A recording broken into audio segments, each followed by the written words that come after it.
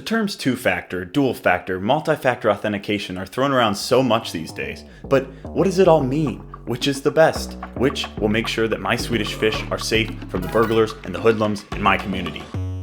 Let's get into it.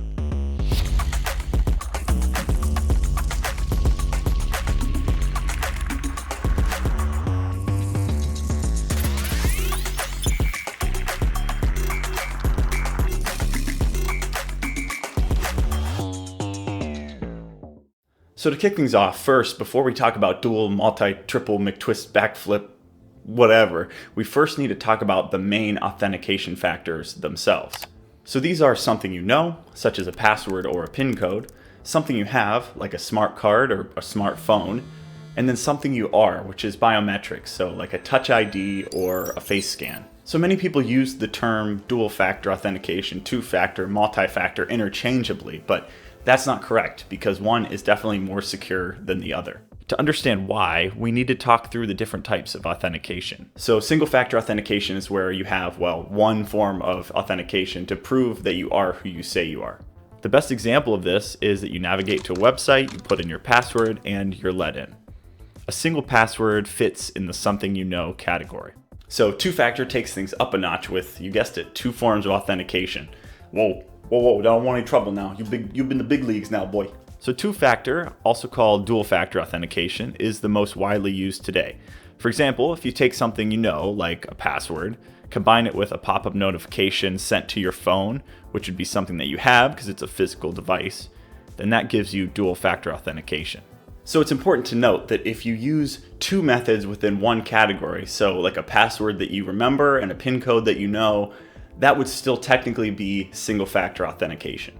So multi-factor is the logical next step, which gets us to the most secure point because it uses two or more factors to secure a device or system. So best example would be you put in a password, a one-time code gets sent to your phone, and you use a fingerprint scanner. Geez, you in the government or something? CIA, FBI? Follow along with me as we look at some examples of authentication. Zach needs to check his email. He just signed up to be an organ donor and he wants to make sure to confirm which one they should take first.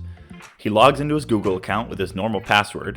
He's then instructed to check the YouTube app on his phone to complete his sign-in and, sign away his organs. Which authentication factor and method is being used here? If you said something you know, something you have, dual factor, you're right. Great job. Zach needs to look up the address to his favorite Indian restaurant. He opens his phone, which is locked with his Touch ID. He licks his thumb, slaps it down, and orders his tikka masala lickety-split.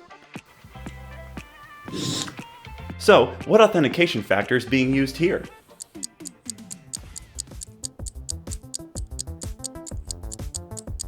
That's right, it's something you are, and it's biometrics. But technically, it's only single-factor authentication. But if you have to use single-factor authentication, it's best to use something that you are because biometrics are the hardest to copy or crack. So that's it. Now you know the factors and the methods for authentication and how to best secure your devices, systems, and most importantly, your Swedish fish.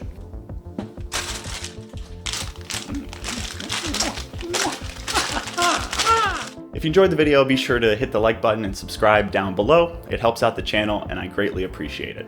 Thanks so much for watching. Take care.